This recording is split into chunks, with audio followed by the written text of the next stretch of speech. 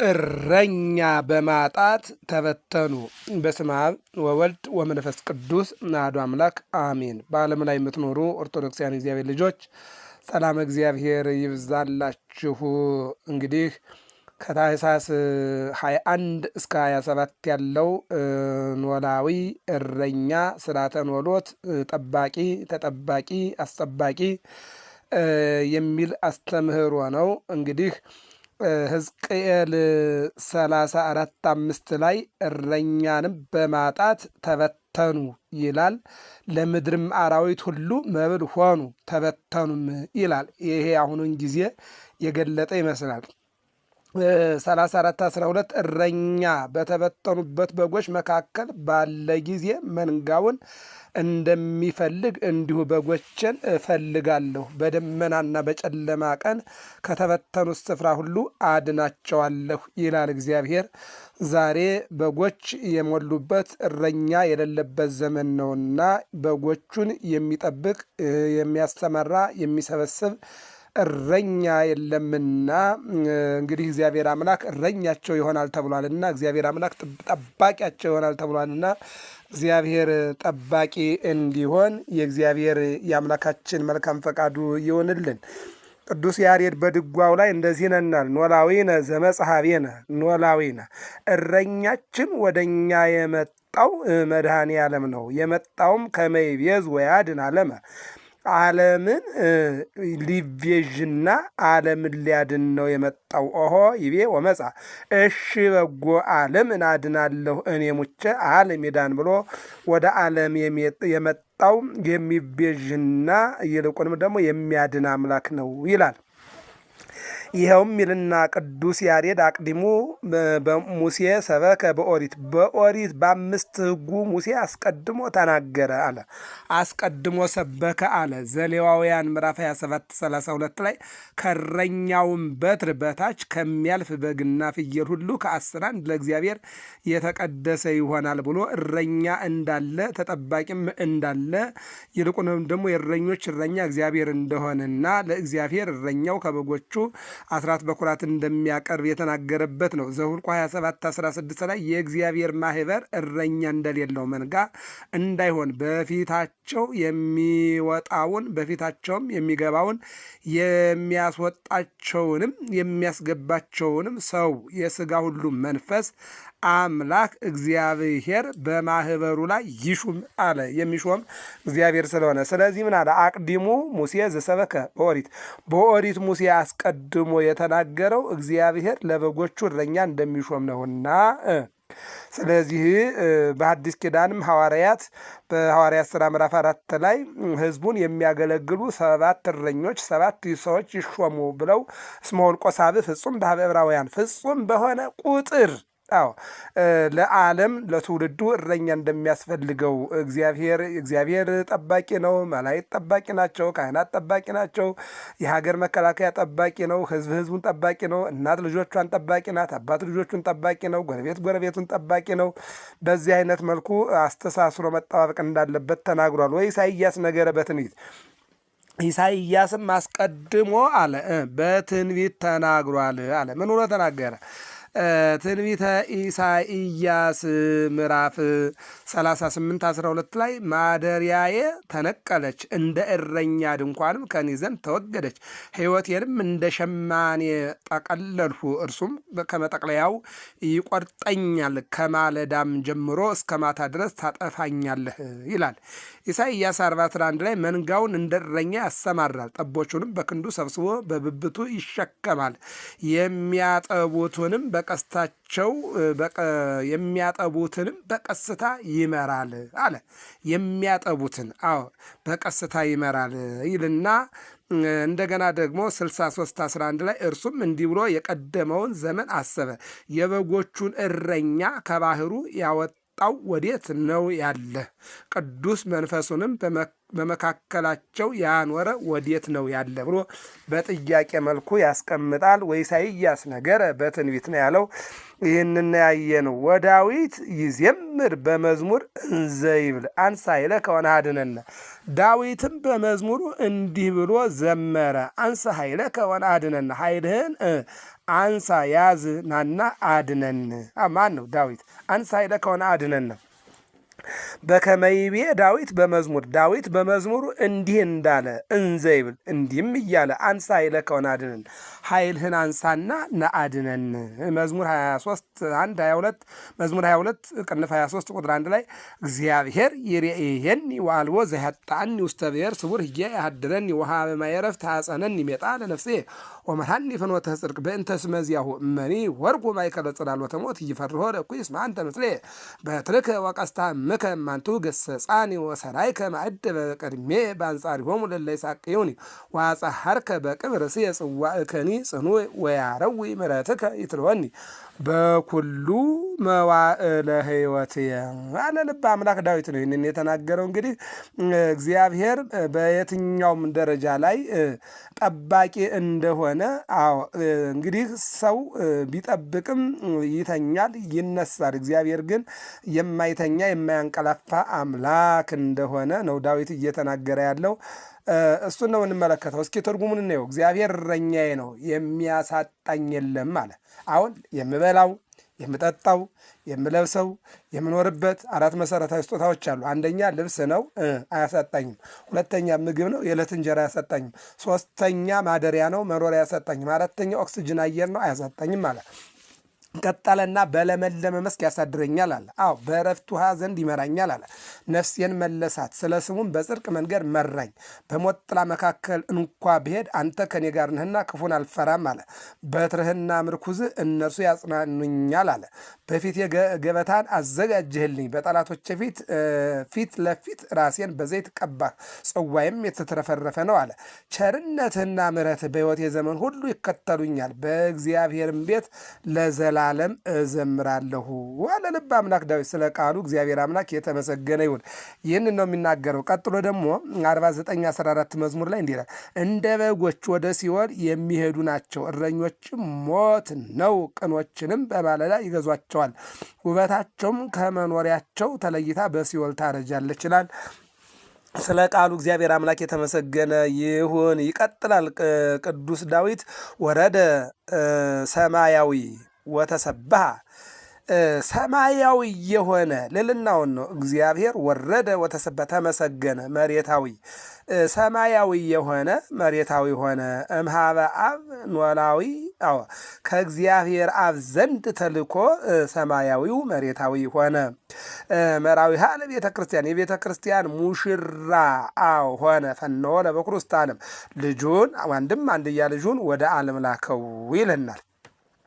ልጁን ለላከ ለአብ ለተላከ ለወልድ ላሰረጸ ደግሞ ለመንፈስ ቅዱስ ምስጋና ይገባል የሚል ነገርም አለ። ሌላው ለክርስቶስ ሕላዌ የሆነ አምን፣ የክርስቶስን አነዋወር እናምናለን። ለክርስቶስ ሕላዌ የሆነ አምን። ሰውን አለ ብንለው የለም፣ የለም ብንለው አለ። እግዚአብሔር ግን ለዘላለም ይኖራል። ይህም ዘሐሎ ወይ ሄሉ ሙሴን ወደ ፈርዖን ሲልከው ማላከኝ ልበለው ሲለው ዘጸአት ምዕራፍ 4 ላይ ያለ የነበረ የሚኖር ብለው። በቃ ሰው ያልነበረ ዘመን አለ፣ የሚኖር ያለበት ዘመን አለ፣ የማይኖርበት ዘመን አለ። እግዚአብሔር ግን ያልነበረበት ዘመን የለም፣ ወደፊትም ደግሞ የማይኖርበት ዘመን የለም። ይህ ነው የሚናገረው። ወንሰግድ ውስተ ጽርሑ ቀዋሚት፣ ቋሚ በሆነች በቤቱ በቤተ ክርስቲያን በቤተ መቅደሱ እንሰግዳለን። በዕለተ ሰንበት፣ በተለይ ደግሞ ሰንበቴ ቅድስቴ እንተ አይረፍኩም ኩሉ ግብሬ ይቤ እግዚአብሔር፣ በሰንበት ቀን እግዚአብሔር ረፍትን ባደረገባት ቀን እነሆ እንሰግዳለን፣ ወደ ቤተ ክርስቲያን እንሄዳለን ይልና ያድኅነነ ወረደ። የወረደው አንድም ያድነን ዘንድ ወረደ።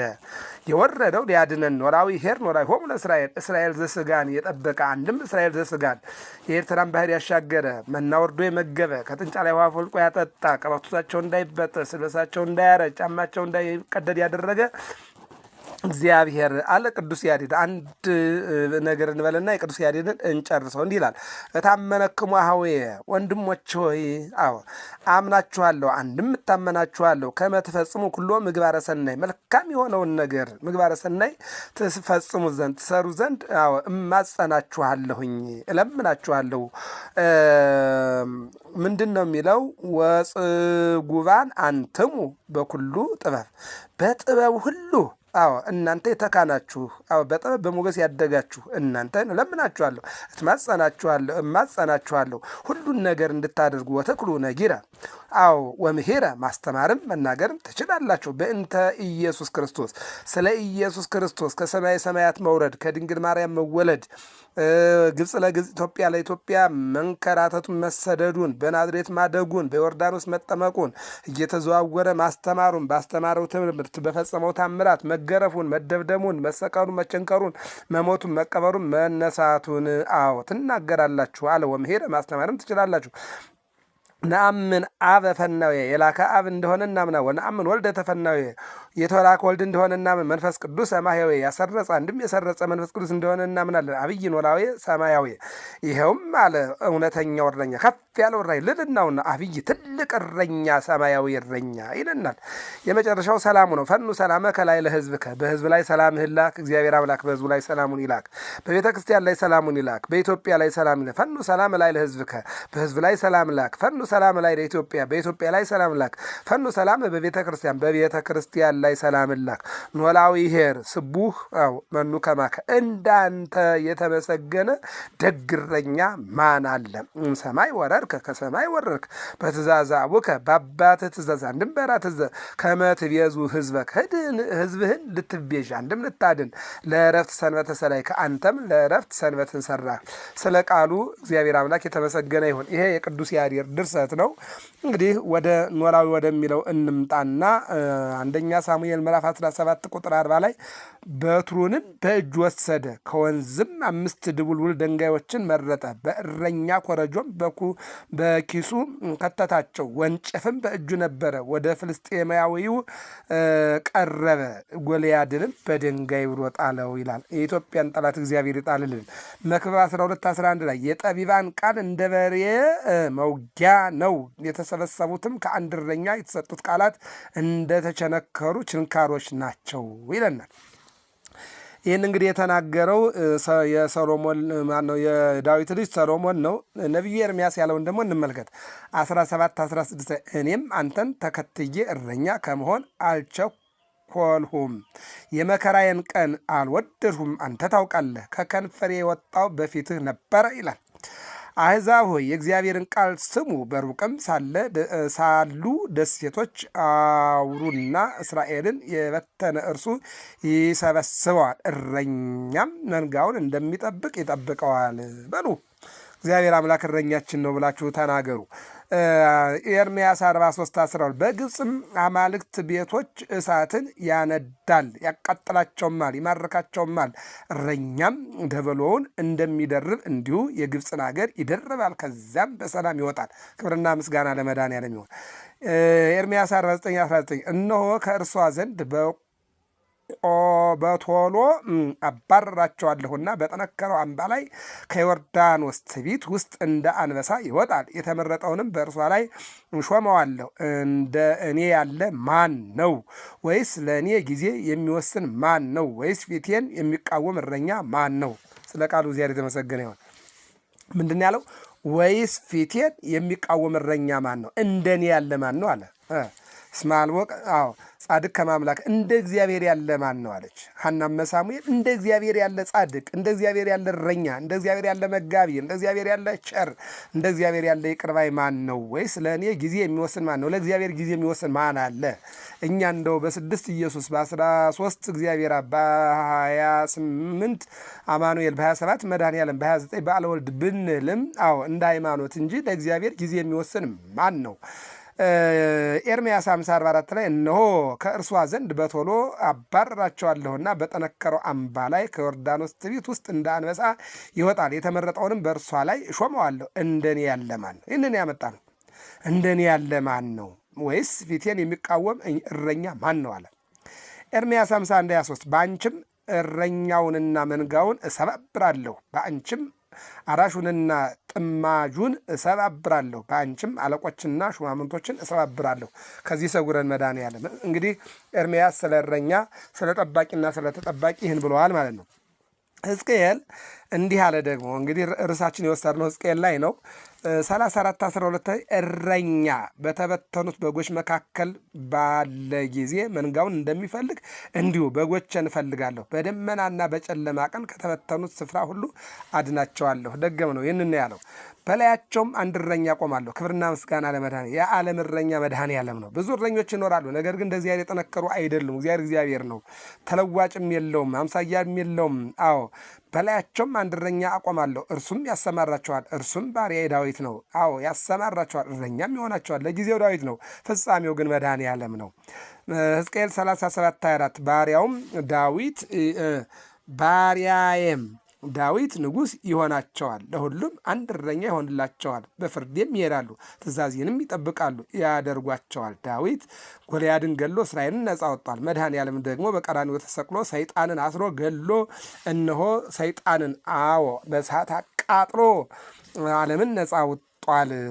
አሞጽ 3:12 ላይ እግዚአብሔር እንዲህ ይላል፣ እረኛ ከአንበሳ አፍ ሁለት እግርን ወይም የጆሮን ጫፍ እንደሚያድን እንዲሁ በሰማርያ በአልጋ ማዕዘን በደማስቆም በምንጣፍ ላይ የተቀመጡት የእስራኤል ልጆች ይድናሉ። ክብርና ምስጋና ለእግዚአብሔር ይሁን። ዘካርያስ 10:2 ላይ ተራፊም ከንቱነት ተናግሯልና ሟርተኞችም ውሸትን አይተዋልና ሕልምንም የሚያዩ በሐሰት ተናግረዋል፣ በከንቱም ያጽናናሉ፣ እረኛም የላቸውምና እንደ በጎች ተቅበዝብዘዋል ተጨንቀውማል። ይህን እየተቅበዘበዘና እየተጨነቀ ያለን ሕዝብ እግዚአብሔር አምላክ ሰላም ያደርግልን ይላል። ዘካርያስ 11:15 ላይ እግዚአብሔርም እንዲህ አለኝ፣ ዳግመኛም የሰነፍን እረኛ ዕቃ ውሰድ። ሰነፍ እረኛ እንኳንስ በጎቹን ሊጠብቅ ይቅርና እነሆ እግሩን ከዘረጋበት አይሰበስብም፣ የወደቀውን ዕቃ ማንሳት አይችልም። 11:17 መንጋውን ለሚተው ለምናምንቴ እረኛ ወዮለት፣ ሰይፍ በክንዱና በቀኝ ዓይኑ ላይ ይሆናል፣ ክንዱም አጥብቃ ትደርቃለች፣ ቀኝ ዓይኑን ፈጽሞ ትጨልማለች። በእኛ ዘመን ነው መንጋውን እያስበላ ያለ እረኛ እኛ ያለንበት ዘመን ነው። ሰይፍ ሆይ ባልንጀራዬ በሆነው ሰው በእረኛዬ ላይ ንቃ ይላል የሰራዊት ጌታ እግዚአብሔር። እረኛውን ምታ፣ በጎቹም ይበተናሉ፣ እጄንም በታናናሾች ላይ እመልሳለሁ። ይሄ ነው ነጥቡ። እንግዲህ እግዚአብሔር አንድ ቀን ሲነሳ መንጎቹን ባስበላ እረኛ ላይ በትሩን ያነሳል። ከዚህ መድኃኒዓለም ሁላችንም ይጠብቀን። ማቴዎስ 9:36 ብዙ ሕዝብም ባየ ጊዜ እረኛ እንደሌላቸው በጎች ተጨንቀው ተጥለውም ነበርና አዘነላቸው። ዛሬ ያለንበት ዘመን ሕዝቡ እረኛ የለውም፣ አዘነላቸው ይላልና ለሕዝቡ እግዚአብሔር ይዘንለት ነው የምንለው። ማቴዎስ 25:32 አሕዛብ ሁሉ በፊቱ ይሰበሰባሉ፣ እረኛም በጎቹን ከፍየሎች እንደሚለይ እርስ በርሳቸው ይለያቸዋል። ፍየሎቹም በግራ በጎችን በቀኝ ያቆማቸዋል። በጎች የተባሉ ጻድቃን ናቸው፣ ፍየሎች የተባሉ ኃጥአን ናቸው። ኃጥአንን ወደ ሲኦል ወይም ወደ ገሃነመ እሳት፣ ጻድቃንን ወደ ገነት አንድም ወደ መንግሥተ ሰማያት ያስገባን የዚህን ሕይወት ለእኛ ያድርገው መድኃኒዓለም። ማቴዎስ 26:31 በዚያን ጊዜ ኢየሱስ በዚህ ሌሊት ሁላችሁ በእኔ ትሰናክላላችሁ፣ እረኛውን እመታለሁ፣ የመንጋውን በጎች ይበተናሉ የሚል ተጽፏልና። ሐዋርያትን እንዲህ አላቸው፣ እረኛው ይመታላል፣ እኔ እሞታለሁ ማለት ነው፣ እያዛለሁ ማለት ነው። በጎች ይበተናሉ፣ እናንተ ትበተናላችሁ፣ አንዳንዶቻችሁ ትክዱኛላችሁ፣ አንዳንዶቻችሁ ደግሞ ትጠፋላችሁ፣ ነገር ግን እረኛው ይመታል፣ ትበተናላችሁ ብሎ ተናገረ። ማርቆስ 6:34 ኢየሱስም ወጥቶ ብዙ ሕዝብ አየና እረኛ እንደሌላቸው በጎች ስለነበሩ አዘነላቸው፣ ብዙም ነገር ያስተምራቸው ጀመር ይላል። ክብርና ምስጋና ለእግዚአብሔር ይሁን። ማርቆስ 14:27 ኢየሱስም በዚህ ሌሊት ሁላችሁ በእኔ ትሰናከላላችሁ፣ እረኛውን እመታለሁ በጎችም ይበተናሉ የሚል ተጽፏልና ብሎ ማቴዎስ ላይ ያለውን አመጣ። ዮሐንስ 10:22 በበሩ የሚገባ ግን የበጎች እረኛ ነው። በበሩ የሚገባ የበጎች እረኛ ነው፣ በመስኮት የሚገባ ግን ሌባ ነው ይልና ዮሐንስ 10:11 ላይ መልካም እረኛ እኔ ነኝ፣ መልካም እረኛ ነፍሱን ስለ በጎቹ ያኖራል ይልና 10:12 ላይ እረኛ ያልሆነው በጎቹ የእርሱ ያልሆኑ ሙያተኛ ግን ተኩላ ሲመጣ ባየ ጊዜ በጎቹን ትቶ ይሸሻል፣ ተኩላም ይነጥቃቸዋል፣ በጎቹንም ይበትናቸዋል ይለናል። ከዚህ ሰውረን መድኃኒዓለም። ዮሐንስ 14-15 መልካም እረኛ እኔ ነኝ፣ አብም እንደሚያውቀኝ እኔም አብን እንደማውቀው የራሴን በጎች አውቃለሁ፣ የራሴን በጎች ያውቁኛል፣ ነፍሴንም ስለ በጎቼ አኖራለሁ። 10-16 ከዚህም በረት ያልሆኑ ሌሎች በጎች አሉኝ፣ እነርሱን ደግሞ ላመጣ ይገባኛል፣ ድምፄን ይሰማሉ፣ አንድም መንጋ ይሆናሉ፣ እረኛውም አንድ ነው ይላል። ዕብራውያን 13:20 በዘላለም ኪዳን ደም ለበጎች ትልቅ እረኛ የሆነውን ጌታችንን ኢየሱስን ከሙታን ያወጣው የሰላም አምላክ እኛንም ከመከራ ያድነን እግዚአብሔር። አንደኛ ጴጥሮስ 2:25 እንደ በጎች ትቅበዘበዙ ነበርና አሁን ግን ወደ ነፍሳችሁ እረኛ ጠባቂ ተመልሳችኋል። ራእይ 7:17 በዙፋኑ መካከል ያለው በጉ እረኛቸው ይሆናልና ወደ ሕይወትም ውሃ ምንጭ ይመራቸዋልና እግዚአብሔርም እንባዎችን ሁሉ ከዓይናቸው ያብሳል ይለናል። ስለ ቃሉ እግዚአብሔር አምላክ የተመሰገነ ይሁን። አሁን እንግዲህ ወደ ሰንበት እንምጣና ትምህርታችን እንጠቅለው። እርሱም እግዚአብሔር የተናገረው ይህ ነው። ነገ እረፍት ለእግዚአብሔርም የተቀደሰ ሰንበት ነው። የምትጋግሩትን ጋግሩ፣ የምትቀቅሉትንም ቀቅሉ፣ የተረፈውን ሁሉ ለነገ እንዲጠበቅ አኑሩት አላቸው። ሰንበት እንግዲህ እንደሚታወቀው እግዚአብሔር አምላክ ከእሑድ ጀምሮ ዓርብ ስነ ፍጥረትን ጨረሰ። ከእሑድ ጀምሮ እስከ ዓርብ ምግብ አወረደላቸው። ቅዳሜና እሑድ ግን ምግብ አይወርድም ነበረ፣ ሰንበት ነው። ለዚህ ነው በሀገራችን በኢትዮጵያ እናቶቻችን ዓርብ ውሃ ይቀዳሉ፣ ዓርብ እንጀራ ይጋግር፣ ቅዳሜና እሑድ እረፍት ያደርጋሉ። ይህ ነው ማለት ነው።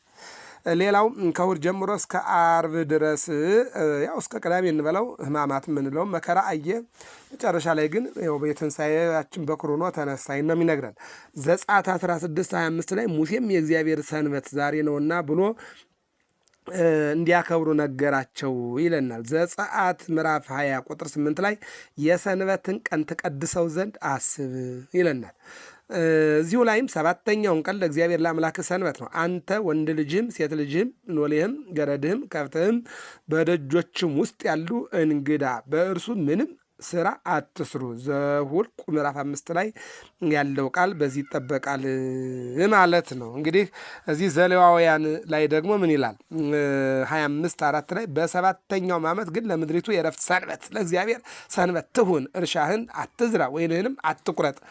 በሰንበት ቀን እርሻ ውስጥ አትግባ፣ አትረስ፣ ወይንም አትቁረጥ። አለቀ። ዘኍልቍ 28:9 ላይ በሰንበትም ቀን ነውር የሌለባቸውን 2 የአንድ ዓመት ተባት የበግ ጠቦቶች ለእህልም ቁርባን በዘይት የተለወሰ ከመስፈሪያውም ከ10 እጅ 2 እጅ መልካም ዱቄት የመጠጡንም ቁርባን ታቀርባላችሁ። በቃ በሰንበት አሁን እኛ ጻድቃ መመለት ነው አይደለ? ማድረግ የሚገባውን ማድረግ እንጂ ሌላ ነገር እንዳታርጉ ለማለት ተፈልጎ ነው። መጽሐፈ ነገሥት ካልዕ 11:7 ላይ ከእናንተ በሰንበት ቀን የምትወጡት 2 እጅ በንጉሥ ዙሪያ ሆናችሁ እግዚአብሔርን ቤት ጠብቁ፣ የእግዚአብሔርን ቤት ጠብቁ ነው። ዜና መዋዕል እንዲህ ይለናል 23:4 ላይ የምታደርጉት ይህ ነው፣ በሰንበት ቀን ከምትገቡት ከእናንተ ከካህናትና ከሌዋውያን ከ3 1 እጅ በመግቢያ በሮች ሁኑ ይልና ካህናት በየበሩ ነው የሚባርኩትን ከዚያ ስርዓት ላይ እንደተወሰደ ይናገራል። ነህምያ 9:14 የተቀደሰውንም ሰንበትህን አስታወቅሃቸው፣ ትእዛዝና ስርዓት ሕግንም በባሪያ በሙሴ እጅ ሰጠሃቸው። ዘጸአት 31 ላይ ጽላት ታቦት ማለት የጽላት ማደሪያ ነው። ጽላት ማለት ቃሉ የተጻፈበት ነው። ሕግን ጽላትን ትእዛዝን ሰጠሃቸው ይላል። ይህን ነው የሚናገረው።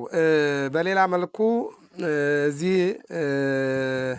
መዝሙረ ዳዊት 24 ላይ መጀመሪያ ሰንበት የዳዊት መዝሙር ይልና ለሰንበት መታሰቢያ የዳዊት መዝሙር ይለናል ይልና በሰንበት የሚዘመሩ መዝሙሮችን ይናገራል። 92 ላይ በሰንበት ቀን የምስጋና መዝሙር በሰንበት ቀን የምስጋና መዝሙር እያለ በአራተኛው ሰንበት የዳዊት መዝሙር እያለ መዝሙር እንደሚያስፈልግ ይናገራል ማለት ነው። ትንቢተ ኢሳይያስ 56:2 ላይ ይህን የሚያደርግ ሰው ይህንንም የሚይዝ የሰው ልጅ እንዳያረክሰው ሰንበትንም የሚጠብቅ እጁንም ከፊት ከማድረግ የሚጠብቅ ብፁዕ ነው። ሰንበትን ማክበር ያስፈልጋል። ሌላው እንግዲህ ለሰረ ቅዱሳን የተነገረ 56:6 ላይ ያገለገሉት ዘንድ የእግዚአብሔርም ስም ይወዱ ዘንድ ባሪያዎችም የሆኑ ዘንድ ወደ እግዚአብሔር የሚጠጉትንም መጻተኞች እንዳያረክሱት ሰንበትን የሚጠብቁትን ቃል ኪዳኔንም የሚይዙትን ሁሉ እነሆ በቤቴና በቅጥሬ የማይጠፋ ስም እሰጣቸዋለሁ ይላል። እንደውም 58:13 ላይ ፈቃድህን በተቀደሰው ቀኔ ከማድረግ እግርህን ከሰንበት ብትመልስ ሰንበትንም ደስታ እግዚአብሔርም የቀደሰውን ክቡር ብትለው የገዛ መንገድህም ከማድረግ ፈቃድህም ከማግኘት ከንቱ ነገርም ከመናገር ተከልክለ ብታከብረው እነዚህ በረከቶች በቤት ይገባሉ። አዎ ለዚህ ነው ወይኩን ጉያክሙ እመሂ በሰንበት ወእመሂ በክረምት፣ በክረምትና በሰንበት ሽሽታችሁ አይሁን።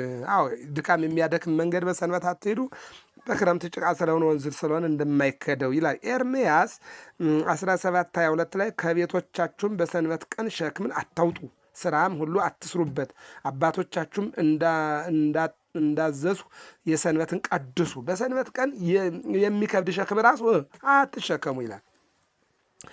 የሚከብድ ሸክምን በሰንበት ቀን አትሸከሙ ይላል። የሚገርመው ነገር ሕዝቅኤል 46:12 ላይ አለቃውም በፈቃዱ የሚቀርበውን መስዋዕት የሚያቃጠለውን መስዋዕት ወይም በፈቃዱ ለእግዚአብሔር የሚቀርበውን የደህንነቱ መስዋዕት ባቀረበ ጊዜ ወደ ምስራቅ የሚመለከተው በር ይከፈትለት፣ በሰንበትም ቀን እንደሚያደርግ የሚቃጠለውን መስዋዕት የደህንነቱን መስዋዕት ያቀርብ፣ ከዚያም በኋላ ይውጣ፣ ከወጣም በኋላ በሩ ይዘጋ ይልና ይናገራል። አሞጽ አንድ ነገር እናገርና ወደ አዲስ ኪዳን እንሂድ። አሞጽ 8:6 ላይ ድሃውን በበር ችግረኛውንም በአንድ ጥንድ ጫማ አገዛዝ እንገዛ ዘንድ የስንዴውንም ግርድ እንሸጥ ዘንድ ስንዴውን እንድንሸጥም ሰንበት መቼ ያልፋል የምትሉ እናንተ ሆይ ወዮላችሁ፣ ይህንን ስሙ ይልና ይዘጋዋል ትንቢቱን ማለት ነው። ወደ አዲስ ኪዳን ስንመጣ ማቴዎስ 12:1 ላይ በዚያን ጊዜ ኢየሱስ በሰንበት ቀን በእርሻ መካከል አለፈ፣ ደቀ መዛሙርቱም ተራቡና እሸትን ይቀጥፉ ጀመር ብሎ ይናገርና ፈሪሳውያንም አይተው እነሆ ደቀ መዛሙርቱ በሰንበት ማድረግ ያልተፈቀደውን ያደርጋሉ አሉት። ጌታ ደግሞ ካህናትም በሰንበት መቅደስ ሰንበት እንዲያረክሱ ኃጢአትም እንዳይሆንባቸው በሕጉ አላነበባችሁምን ብሎ ይመልሳላቸዋል። የሰው ልጅ የሰንበት ጌታ ነውና አላቸው። አለቀ። አነ ውእቱ እግዚአ ለሰንበት፣ የሰው ልጅ የሰንበት ጌታ ነውና ይላል። ከዚያም አለፍ ብሎ እነሆም እጁ የሰለለ ሰው ነበረ፣ ይከተሉትም ዘንድ በሰንበት መፈወስ ተፈቅዷልን? ይከሱትም ዘንድ ተከተሉት። ይከሱት ዘንድ ፈልገው በሰንበት መፈወስ ተፈቅዷልን ብለው ጠየቁት። እርሱ ግን ከእናንተ አንድ በግ ያለው በሰንበት ጉድጓድ ቢወድቅበት ይዞ የማያወጣ ማን ነው? ቢችል ጠግኖ ያድነዋል፣ ባይችል ግን ስጋውን ይበላልና መለሰላቸው ይላል። እንግዲህ ሰው ከበግ ይልቅ እንደምን አይበልጥም? ስለዚህ በሰንበት መልካም መስራት ተፈቅዷል አላቸው ይላል። በሰንበት መልካም እንድንሰራ እግዚአብሔር ይርዳን። ማቴዎስ 24:20 ላይ ነገር ግን ሽሽታችሁ በክረምት ወይም በሰንበት አይሁን፣ ይህን ቅድም ተናግረነዋል። ይህን ነው የሚናገረው። ማርቆስ ላይ አንድ ነገር እንውሰድ። ማርቆስ ምዕራፍ 2 ቁጥር 24 ላይ ፈሪሳውያንም እነሆ በሰንበት ያልተፈቀደውን ስለምን ያደርጋሉ ብለው እንደከሰሷቸው ጌታም ደግሞ በሰንበት መልካም ነገር ማድረግ እንደተፈቀደ ያው ነግሯቸዋል። የሉቃስ ወንጌል ምዕራፍ 4 ቁጥር 16 ወዳደገበት ወደ ናዝሬት መጣ፣ እንደ ልማዱም በሰንበት ቀን ወደ ምኩራብ ገባ፣ ሊያነብም ተነሳ፣ ወደ ገሊላ ከተማም ወደ ቅፍርናሆም ወረደ፣ በሰንበትም ያስተምራቸው ነበረ እያለ ስለ ሰንበት ይናገራል። ዮሐንስ ወንጌል ምዕራፍ 5 ቁጥር 10 ያም ቀን ሰንበት ነበረ፣ ስለዚህ አይሁድ የተፈወሰውን ሰው ሰንበት ነው፣ አልጋህን ልትሸከም አልተፈቀደም አሉት። 38 ዓመት ሙሉ ባልጋ የነበረውን ሰውዬ ተነስ ንሳ አራተከ አልጋህን ተሸክም፣ እቱ ቤተከ ወደ ቤት ግባ፣ ተነሳ ነሳ አራቶ አልጋውን ተሸከመ፣ አይቶ ቤቶ ወደ ቤቱ ገባ፣ ውቱ መጻጉዕ ያም መጻጉዕ ይባላል አለ። ክብርና ምስጋና ለመድኃኔዓለም ይሁን። ዮሐንስ ወንጌል 7:23 የሙሴ ሕግ እንዳይሻር ሰው በሰንበት መገረዝን የሚቀበል ከሆነ ሰውን ሁለተኛውን በሰንበት ጤናማ ስላደረጉ ትቆጡኛላችሁን እያለ የሚናገረውን ይተረጉማል። የሐዋርያት ሥራ ምዕራፍ 13 ቁጥር 14 እነርሱ ግን ከጴርጌን አልፈው የጲስድያ ወደምትሆን ወደ አንጾኪያ ደረሱ። በሰንበትም ቀን ወደ ምኩራቡ ገብተው ተቀመጡ፣ ሕዝቡንም አስተማሩ ይላል። ሰንበት የምዕመናን ማስተማሪያ ናት። ቆላሲስ ምዕራፍ 2 ቁጥር 16 እንግዲህ በመብል ወይም በመጠጥ ወይም ስለ በዓል ወይም ስለ ወር መባቻ ወይም ስለ ሰንበት ማንም አይፍረድባችሁ ይለናል። ዕብራውያን 4 ላይ የመጨረሻው እንግዲያስ የሰንበት ረፍት ለእግዚአብሔር ሕዝብ ቀርቶላቸዋል ይለናል። እንግዲህ በእውነት እግዚአብሔር እረኛችን ነው።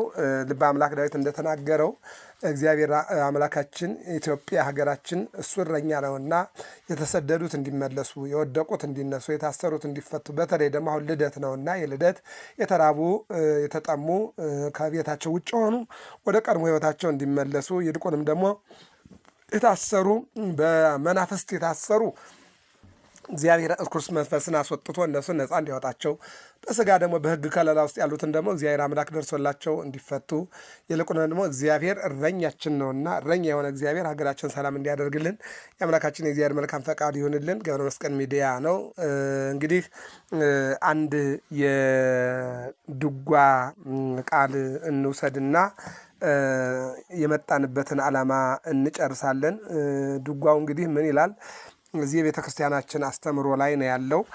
በነገራችን ላይ እግዚአብሔር የጊዜ ባለቤት ነው። በዚህ በገብረ መስቀል ሚዲያ ላይ ብዙ ነገሮችን እየተከታተልን ያለ ነው። ብሉይ ኪዳን፣ አዲስ ኪዳን፣ ሊቃውንት መነኮሳት የማይነገር ነገር የለ። 365 ቀናቱ ላይ ይነገራሉ እና አሁን ነገ እንግዲህ እሁድ መዝሙሩን መልእክታቱን ወንጌሉን ምስባኩም በሌላ ስብከት አይተነዋል። አሁን ላይ ግን ዝማሬ ቅዱስ ያሬድ የደረሰው ድጓ፣ ጾመ ድጓ፣ ዝማሬ፣ መዋሲት ምዕራፍ እነዚህ 5 ጸዋትወ ዜማ ናቸው እና ዝማሬ የሚባለው ስጋው ደግሞ እየተአደለ ለምእመናን የሚነገር ቃለ እግዚአብሔር ነው። እዚያ ውጭ የለውም ይሄ ቃለ እግዚአብሔር። መዋሲት ሰዎች ሲሞቱ መሸኛ ነው። ዝማሬ ደግሞ ህብስቱ ለምእመናን፣ ጽዋው ለምእመናን ስጋዬን ብሉ ደሜን ጠጡ እኔ ጋር ትኖራላችሁ እኔም ከእናንተ ጋር እኖራለሁ ባለው አምላካዊ ቃል መሰረት በዚያን ጊዜ ምእመናን፣ ሕፃናት፣ ወጣቶች፣ አረጋውያን፣ ካህናት፣ ዲያቆናት ስጋው ደግሞ እየተቀበሉ በዚህ የሚነገር ቃል እግዚአብሔር ኖራ ይሁም ለእስራኤል አንሳ ኃይለከ የእስራኤል ጠባቂ ኃይልህን አንሳ ወናድነን ናናድነን ናምንላዊው አነዋወሩን አንድም አኗኗሩን እናምናለን። ዝኬው ውእቱ ዘሰበኩ ነቢያት ነቢያት የሰበኩት አንድም ያስተማሩት ይህ ነው። ከመ ይመጽእ ወልድ በስብሐት ወልድ በምስጋና በመላእክት ምስጋና በእረኞች ምስጋና በእንስሳት ምስጋና በአራዊት ምስጋና እንደሚመጣ አዎ ነቢያት የተናገሩለት እርሱ ነው። አዎ ዘሰበከ ሙሴ በኦሪት ሙሴ በኦሪት አስቀድሞ የተናገረ ወኢሳይያስ ነገረ በትንቢት ኢሳይያስን በትንቢት አስቀድሞ የተናገረ አሁን አምንላው ይሆን ኖሩን እናምናለን።